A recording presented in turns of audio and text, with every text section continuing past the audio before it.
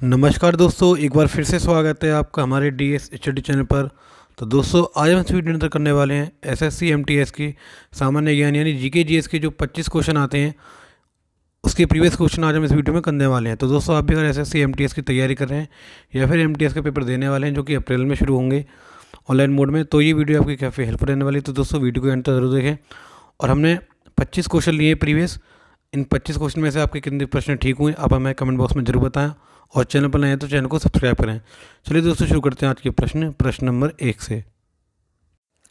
निम्नलिखित में से कौन भारतीय संविधान के प्रारूपण के लिए जिम्मेदार संविधान सभा का हिस्सा नहीं था? ए महात्मा गांधी, 2 सरदार वल्लभ भाई पटेल, 3 जवाहरलाल नेहरू या फिर 4 डॉक्टर बी आर अम्बेडकर। तो दोस्तों, इसका उत्तर होगा ऑप्शन नंबर फर्स्ट यानी कि महात्मा गांधी भारतीय संविधान के प्रारूपण के लिए संविधान सभा का हिस्सा नहीं थे। नेक्स्ट, सोमनाथ मंदिर किस राज्य के तट पर स्थित है? ए महाराष्ट्र, 2 गोवा, 3 तमिलनाडु या फिर 4 गुजरात। तो दोस्तों, इसका उत्तर होगा ऑप्शन नंबर 4 यानी कि गुजरात। तो दोस्तों, गुजरात इसका आंसर होगा। तो दोस्तों, सोमनाथ मंदिर भारत के पश्चिमी छोर पर गुजरात स्थित अत्यंत प्राचीन व ऐतिहासिक मंदिर है। यह भारतीय इतिहास तथा हिंदुओं के चुनिंदा और महत्वपूर्ण मंदिरों में से एक है। तो दोस्तों, और इसका निर्माण स्वयं चंद्रदेव ने किया था, जिसका उल्लेख ऋग्वेद में स्पष्ट है। महमूद गजनवी ने 1025 ईसा पूर्व में सोमनाथ मंदिर पर आक्रमण किया और उसे तहस नहस कर दिया था। नेक्स्ट, नॉकडाउन और नॉकआउट किस खेल से जुड़े हुए शब्द हैं? ए हॉकी, 2 बॉक्सिंग, 3 क्रिकेट या फिर 4 बैडमिंटन। तो दोस्तों, इसका उत्तर होगा ऑप्शन नंबर सेकंड यानी कि बैडमिंटन से। नेक्स्ट,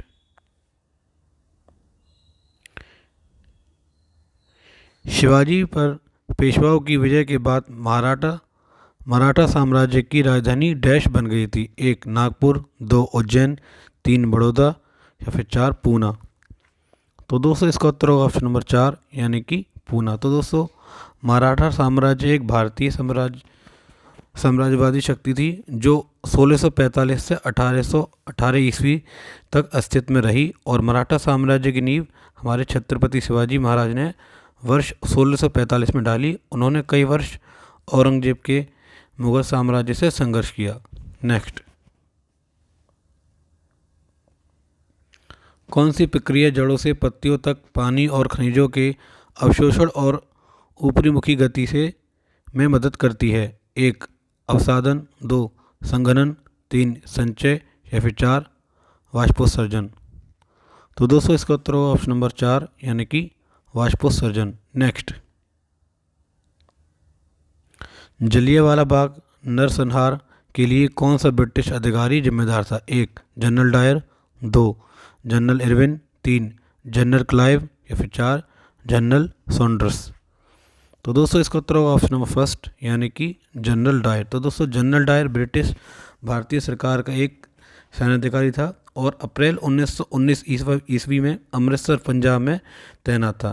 तो दोस्तों, 13 अप्रैल 1919 को अमृतसर में स्वर्ण मंदिर यानी गोल्डन टेम्पल के पास जलियांवाला बाग में वैसाखी के दिन रॉलेट एक्ट का विरोध करने के लिए एक सभा हो रही थी। और इस सभा को रोकने के लिए ब्रिटिश अधिकारी जनरल डायर ने अंधाधुंध गोलियां चलवा दी थी। इस हमले में 1000 से अधिक व्यक्ति मारे गए थे और जबकि 2000 से ज़्यादा घायल हुए थे। नेक्स्ट, मानव पेशी कोशिकाओं में ऑक्सीजन के अभाव में ग्लूकोज के विखंडन से किस रासायनिक यौगिक का निर्माण होता है? 1 लैक्टिक अम्ल, 2 मेथनॉल, 3 कार्बन डाइऑक्साइड या फिर 4 एथेनॉल। तो दोस्तों, इसका उत्तर होगा ऑप्शन नंबर 1 यानी कि लैक्टिक अम्ल। नेक्स्ट,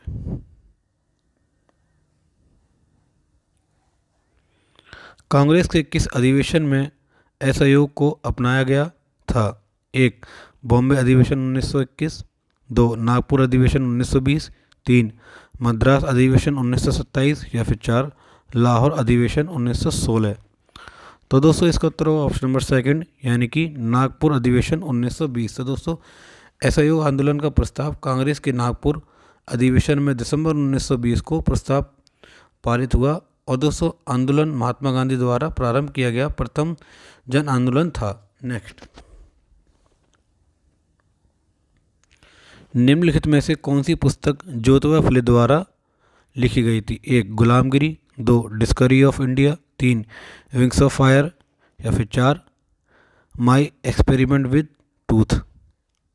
तो दोस्तों इसका उत्तर होगा ऑप्शन नंबर फर्स्ट यानी कि गुलामगिरी।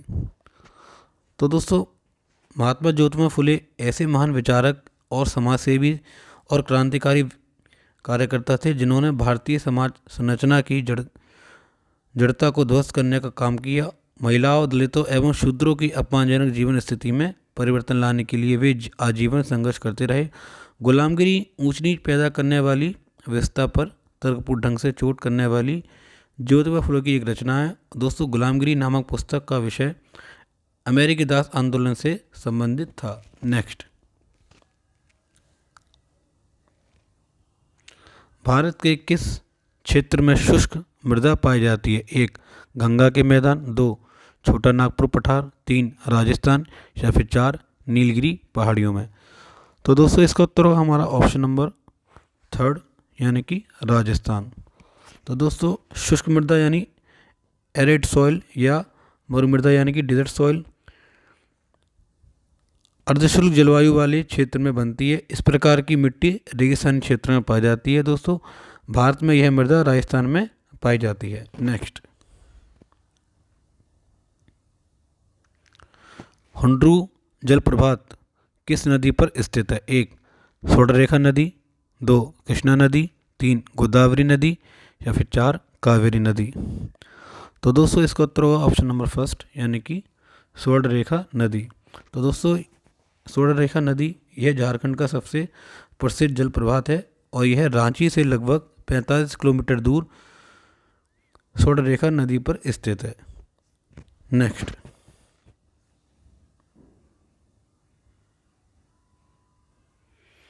मांग के नियम के अनुसार यदि अन्य सभी वस्तुएं समान रहें तो किसी वस्तु की मांग तथा उसकी कीमत में क्या संबंध होता है? 1. नकारात्मक, 2. कोई संबंध नहीं, 3. सकारात्मक या नकारात्मक हो सकता है या फिर 4. सकारात्मक। तो दोस्तों इसका उत्तर होगा ऑप्शन नंबर फर्स्ट यानी कि नकारात्मक। नेक्स्ट, इंदिरा साहनी और अन्य बनाम वीओआई हमला किस विषय से संबंधित है? 1. पंचायत चुनाव, 2. आरक्षण, 3. कार्यस्थल पर महिला उत्पीड़न या फिर 4. पुलिस सुधार। तो दोस्तों इसका उत्तर होगा हमारा ऑप्शन नंबर सेकंड यानी कि आरक्षण। तो दोस्तों इंदिरा साहनी दिल्ली की एक पत्रकार थी और तत्कालीन प्रधानमंत्री वीपी सिंह ने मंडल कमीशन की सिफारिश को ज्ञापन के द्वारा लागू कर दिया था। तो दोस्तों प्रधानमंत्री बने वीपी सिंह, पीवी नरसिम्हा राव मंडल कमीशन ने पिछड़ा वर्ग के लिए 27% आरक्षण का प्रावधान किया था। नेक्स्ट, किस त्योहार खासी आदिवासी लोगों द्वारा नोंगक्रेम नृत्य किया जाता है? 1. बंगाला, 2. जतारा, 3. चेरप या फिर 4. बिहू। तो दोस्तों इसका उत्तर होगा ऑप्शन नंबर फर्स्ट यानी कि बंगाला। तो दोस्तों खासी एक जनजाति है जो भारत के मेघालय, असम और बांग्लादेश के कुछ क्षेत्रों में निवास करते हैं। ये खासी तथा जयंतियों की पहाड़ियों में रहने वाली एक मातृकुल मूलक जनजाति है। दोस्तों बंगाल पर्व के अवसर पर खासी आदिवासियों द्वारा नोंगक्रेम नृत्य किया जाता है। नेक्स्ट, किस भारतीय अर्थशास्त्री को 15 मार्च 2019 को प्रतिष्ठित बोडली मेडल से सम्मानित किया गया था? 1. रघुनाम राजन, 2. अमर्त्य सेन, 3. मनमोहन सिंह या फिर 4. उर्जित पटेल। तो दोस्तों इसका उत्तर होगा ऑप्शन नंबर सेकंड यानी कि Amartya Sen. Next, ISSF Blue Cross honour पाने वाले पहले भारतीय कौन है? 1. सानिया मिर्जा, 2. अभिनव बिंद्रा, 3. सचिन तेंदुलकर या फिर 4. राहुल द्रविड़। तो दोस्तों इसका उत्तर होगा ऑप्शन नंबर सेकंड यानी कि अभिनव बिंद्रा। तो दोस्तों अभिनव बिंद्रा भारत के लिए निशानेबाजी में ओलंपिक का एकमात्र स्वर्ण पदक दिलाने वाले दिग्गज निशानेबाज अभिनव बिंद्रा को ISSF ब्लू क्रॉस अवार्ड से सम्मानित किया गया है और इसके साथ ही वह यह सम्मान पाने वाले भारत के पहले भारतीय बने थे। नेक्स्ट, डैश की स्वीकृति प्राप्त होने के बाद ही संसद द्वारा पारित कोई अधिनियम कानून बनता है। 1 कानून मंत्री, 2 राष्ट्रपति, 3 उच्चतम न्यायालय या फिर 4 प्रधानमंत्री। तो दोस्तों इसका उत्तर होगा ऑप्शन नंबर सेकंड, यानी कि प्रधानमंत्री की स्वीकृति प्राप्त होने के बाद ही संसद द्वारा पारित कोई अधिनियम कानून बनता है। नेक्स्ट, मानव शरीर में पाचन तंत्र का सबसे लंबा हिस्सा कौन सा है? 1 आग्नेयाशी वाहिनी, 2 छोटी आंत, 3 बड़ी आंत या फिर 4 ग्रसिका। तो दोस्तों इसका उत्तर होगा ऑप्शन नंबर हमारा सेकंड, यानी कि छोटी आंत। तो दोस्तों छोटी आंत आहार नाल का सबसे लंबा भाग होता है। आहार नाल के इसी भाग पर पाचन की क्रिया पूर्ण होती है। मनुष्य में इसकी लंबाई लगभग 6 मीटर और चौड़ाई 2.5 सेंटीमीटर होती है। नेक्स्ट, भारत में स्टॉक मार्केट के विनियमन के लिए कौन सी केंद्रीय एजेंसी जिम्मेदार है? 1 RERA, 2 नाबार्ड, 3 IRDA या फिर 4 सेबी। तो दोस्तों इसका उत्तर होगा ऑप्शन नंबर 4, यानी कि सेबी। नेक्स्ट, हाइड्रोजन बम किस नाभिकीय अभिक्रिया पर आधारित है? 1 ताप नाभिकीय संलयन, 2 भारी जल अभिक्रिया, 3 ताप नाभिकीय विखंडन या फिर 4 द्रुत प्रजनक अभिक्रिया। तो दोस्तों इसका उत्तर होगा हमारा ऑप्शन नंबर फर्स्ट, यानी कि ताप नाभिकीय संलयन। नेक्स्ट, निम्नलिखित में से कौन सा राज्य लोक कला युग्म सही नहीं है? 1 मधुबनी चित्रकरी बिहार, 2 तंजौर कला राजस्थान, 3 पट्टचित्र ओडिशा या फिर 4 कालमेजुतु तमिलनाडु। तो दोस्तों इसका उत्तर हमारा ऑप्शन नंबर 4, यानी कि कालमेजुतु तमिलनाडु। नेक्स्ट, ओलंपिक के इतिहास में किस खिलाड़ी ने सर्वाधिक स्वर्ण पदक जीते हैं? 1 माइकल फेल्प्स, 2 लारेसा लातनिना, 3 उसेन बोल्ट या फिर 4 मोहम्मद अली। तो दोस्तों इसका उत्तर होगा ऑप्शन नंबर फर्स्ट, यानी कि माइकल फेल्प्स। तो दोस्तों माइकल फेल्प्स एक अमेरिकी तैराक हैं जो 23 ओलंपिक स्वर्ण पदक विजेता हैं, किसी भी ओलंपिक खिलाड़ी की तुलना में सबसे ज़्यादा। वर्तमान में उनके नाम तैराकी के साथ विश्व रिकॉर्ड है। नेक्स्ट,